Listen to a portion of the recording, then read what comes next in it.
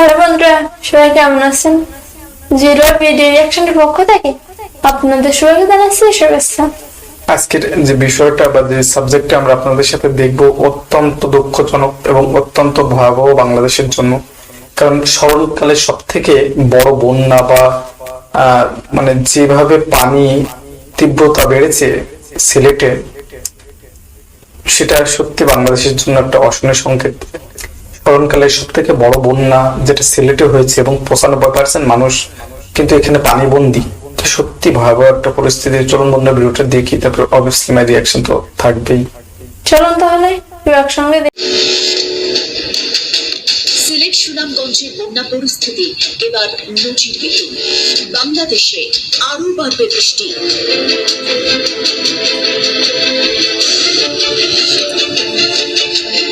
বাংলাদেশে বারবার বন্যার কারণ অপরিকল্পিত বাঁধ। বর্ষা আসতেই ভারতে এবং বাংলাদেশে বন্যায় বাস্তুচ্যুত কয়েক লাখ মানুষ।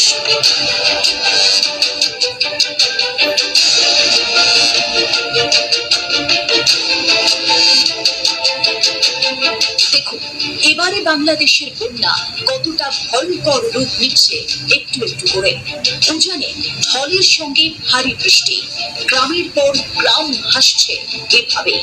জলের স্রোতে তলিয়ে যাচ্ছে বাড়ি ঘর, রাস্তাঘাট, শিক্ষা প্রতিষ্ঠানগুলো। ঘর ছাড়ছেন বহু মানুষ। ঘরের চালে পর্যন্ত জল উঠে যাচ্ছে দেশটির 20 গ্রামে। অনেকেই বাস করছেন নৌকায়। শুকনো খাবার খেয়ে কাটাতে হচ্ছে এভাবেই দিন। সীমান্তের এবারে ভারী বৃষ্টি হচ্ছে। তিস্তা, ব্রহ্মপুত্র, ধরলা সহ 16টা নদ নদীর জল বাড়ছে। পাহাড়ি ঢলে বাড়ছে যমুনার জল। পদ্মার জল বেড়ে একই সময় দেশের মধ্যাঞ্চলে 4টে জেলাতে বন্যা শুরু হতে পারে বাংলাদেশে।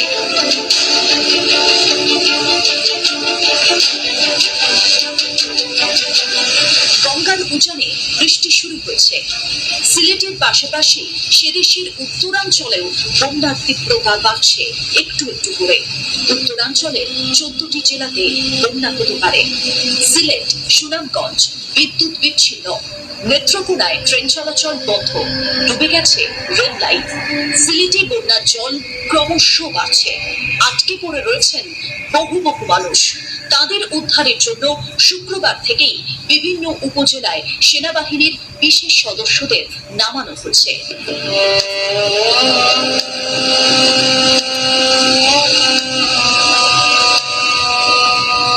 বাংলাদেশের হাওয়া অফিস পূর্বাভাস দিচ্ছে টানা ভারী বর্ষণ হতে পারে। আগামী 3 থেকে 4 দিন বৃষ্টি হবে বাংলাদেশে।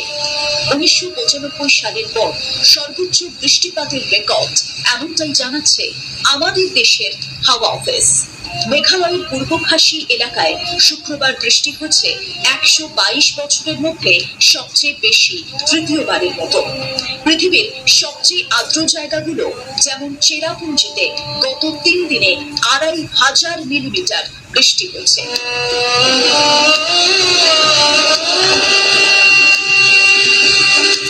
আসামে বন্যা পরিস্থিতি ভয়াবহ। রাজ্যটির বিভিন্ন শহরে ভারী বৃষ্টিতে তলিয়ে গেছে ঘরবাড়ি, রাস্তাঘাট। আসাম এবং মেঘালয়ের বন্যা পরিস্থিতির ভয়াবহ প্রভাব গিয়ে পড়ছে বাংলাদেশে। রাজ্য দুটির বন্যার জলে ভেসে গেছে বাংলাদেশের সিলেট, সুনামগঞ্জ। মেঘালয় থেকে জল সুনামগঞ্জের সুরমা এবং কুশিয়ারা হয়ে মেঘনায় নামে। মেঘনা থেকে বঙ্গোপসাগরে যায়। ভারতের বন্যা পরিস্থিতি খারাপ হতেই সিলেট আর সুনামগঞ্জের বন্যা পরিস্থিতিও ভয়াবহ রূপ নিচ্ছে এভাবে একটু একটু করে।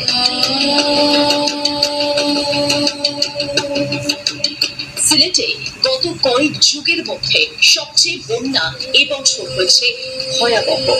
অনেকেই বলছেন বন্যার জল এত আগে দেখা যায়নি সিলেটে। বিশেষজ্ঞরা বলছেন সিলেটের প্রতিটা নদ নদীর তলদেশ ভরাট হয়ে গেছে। নাব্যতা হারাচ্ছে নদ নদীগুলো। হাওরে অপরিকল্পিত বাঁধ বন্যার অন্যতম কারণ সিলেট সুনামগঞ্জে। নদ নদীগুলোর খনন কাজ শুরু করা অত্যন্ত জরুরি। খুব অল্প সময় বৃষ্টির কারণে যেভাবে বন্যা হয়েছে বাংলাদেশে তা একেবারেই নজিরবিহীন। সিলেট শহরে কোনো তেমন বাঁধ নেই। সিলেটের পাহাড়ি এলাকায় দ্রুত নগরায়ন হচ্ছে। নদ নদীতে আগের থেকে বেশি করেই জমছে পলি। নদ নদীগুলোর জল ধরে রাখার ক্ষমতা কমে যাচ্ছে। মে মাসে সিলেট অঞ্চলে একটা বড় বন্যা হয়েছিল, আর এবার দ্বিতীয় বন্যায় নাজেহাল বাংলাদেশের সিলেট সুনামগঞ্জের মানুষ। এদিকে আমাদের দেশের হাওয়া অফিস পূর্বাভাস দিচ্ছে, প্রত্যন্ত উত্তর পূর্বাঞ্চলের অনেক স্থানে বজ্রপাত এবং অতি ভারী বৃষ্টির সম্ভাবনা রয়েছে। ব্রহ্মপুত্রের জল বাড়তে পারে। ব্রহ্মপুত্রের জল বাড়লে সিলেট সুনামগঞ্জের কৃষি জমি প্লাবিত হতে পারে আরো অনেক বেশি।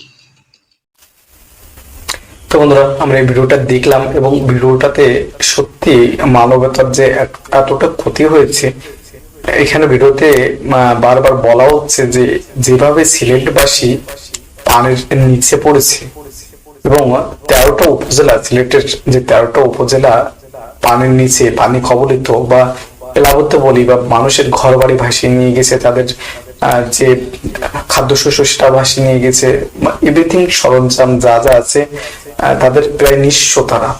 এবং স্মরণকালে সব থেকে ভয়াবহ কিন্তু বন্যা এটা। 1988 সালে আমরা সবাই শুনেছি সেই গল্পটা, যে 88-র যে বন্যাটা ছিল দক্ষিণাঞ্চলে মানুষের জন্য খুবই ভয়াবহ। এবং এরপরে এটাই হচ্ছে সেই স্মরণকালের ভয়াবহ বন্যা, যেটা 88 সালের পরে এতটা তীব্র আকার ধারণ করেছে। এবং বিগত 6 দিন ধরে সেখানে টানা বর্ষণ চলছে এবং আগামী 2 দিন আরো পানি বাড়তে পারে এবং ভারী বৃষ্টি হতে পারে। আবহাওয়া দপ্তর এরকম খবর দিয়েছে। তো সত্যি বাংলাদেশের জন্য এটা একটা অশনি সংকেত আমরা বলতে পারি, কারণ বাংলাদেশ একটা দুর্যোগ প্লাবন বা প্লাবিত অঞ্চল। এখানে দুর্যোগ এবং মানে দুর্যোগ বলতে পারি বা মানুষের যে সংগ্রাম, সেটা কিন্তু সবসময় লেগে থাকে। আমরা কিন্তু দুর্যোগ কবলিত একটা দেশ। এখানে ভূমিকম্প বলতে পারি, জলোচ্ছ্বাস, ঘূর্ণিঝড়, ঝড়, বিভিন্ন পন্থায় আমাদের উপরে বিভিন্ন ভাবে এই যে অ্যাটাক গুলো হয়, এটা সত্য অবর্ণনীয়। বিভিন্ন সময় বিভিন্ন ভাবে কিন্তু আমরা এর দ্বারা ক্ষতিগ্রস্ত হই। তো এবার যে সিলেটের মানুষ যেভাবে বিপর্যস্ত হয়েছে এবং স্মরণকালে যেভাবে এত বড় একটা বন্যা হচ্ছে, সেখানে কিন্তু সরকারি অনুদানও খুব অপ্রতুল হয়ে উঠেছে এবং লাখ লাখ মানুষ পানিবন্দী। তাদের যে কর্মসংস্থান সেটা করতে পারছে না, মানে তাদের যে শত শত কোটি কোটি টাকা সেখানে ক্ষতিগ্রস্ত হয়েছে। পুকুরে মাছ ভাসিয়ে নিয়ে গিয়েছে, তাদের যে সরঞ্জাম যা ছিল, ঘর বাড়ি সবকিছু ভাসিয়ে নিয়ে গিয়েছে। আমরা তো দেখলাম ভিডিওতে, সত্যি ভিডিওটা দেখে খুবই খারাপ লেগেছে। কিন্তু আমরা চাই যে এই সিলেটবাসী বা আমাদের বাংলাদেশের মানুষ, এই দুর্যোগ কবলিত মানুষ, তাদের পাশে দাঁড়াক এবং যাদের সামর্থ্য আছে তারা অবশ্যই তাদের সাহায্য করুক। এবং বাংলাদেশের যে এমন একটা সময়, একটা খারাপ বা দুর্যোগপূর্ণ সময়, এই সময় যার যা কিছু আছে, যদি মানে যতটুকু লিমিট আছে বা যতটুকু পারে তাই দিয়ে তাদের সাহায্য করা উচিত। এই সিলেটবাসী যেভাবে প্লাবিত হয়েছে এবং পানিবন্দী, তাতে সত্যি খুব দুঃখ এবং হতাশা কাজ করছে। আমরা সবাই চাই আমাদের যার যার অবস্থান থেকে আমরা সাহায্য করব এবং আমরা আমাদের গড বলি, আল্লাহ বলি, প্রত্যেকের প্রভুর কাছে প্রার্থনা করি যে এই দুর্যোগপূর্ণ আবহাওয়া থেকে তারা মুক্তি পাক এবং আবারও আগের অবস্থায় ফিরে আসুক। সত্যি ভিডিওটি দেখে খুবই দুঃখ এবং কষ্ট লাগছে আজকে। তোমার কাছে কেমন লেগেছে? এই ভিডিওটা দেখে খুবই খারাপ লাগছে। টানা 6 দিন পানিতে ডুবে আছে সিলেটের 13টি উপজেলা। সেখানে সব জায়গায় কিন্তু পানিতে একাকার হয়ে আছে। এই বন্যার জন্য এসএসসি পরীক্ষাও বন্ধ করা হয়েছে এবং পুরো দেশে একটা দুর্যোগপূর্ণ আবহাওয়া চলছে। আমরা সবাই চাই যে আমাদের দেশটা থেকে দুর্যোগ সরে যাক এবং আগের অবস্থানে ফিরে আসুক। এবং সিলেটবাসীর জন্য আমাদের শুভকামনা, এবং আমরা আমাদের প্রত্যেকে নিজ অবস্থানে বা নিজের প্রভুর কাছে প্রার্থনা করি যে এই দুর্যোগপূর্ণ আবহাওয়া ভালো হয়ে আবার আগের অবস্থানে ফিরে আসুক। তোমাদের আমাদের চ্যানেলটা যারা ভালোবাসেন বা ভালো লাগে যাদের, অবশ্যই লাইক করবেন, শেয়ার করবেন, কমেন্ট করবেন এবং সাবস্ক্রাইব করবেন। অবভিয়াসলি সাবস্ক্রাইব করে আমাদের পাশে থাকবেন, আমাদের সাথে থাকবেন। সবাই ভালো থাকবেন, সুস্থ থাকবেন, বাংলাদেশের জন্য শুভ কামনা জানাবেন এবং সিলেটবাসীর জন্য আমাদের আজকের এই ভিডিও উৎসর্গ করা।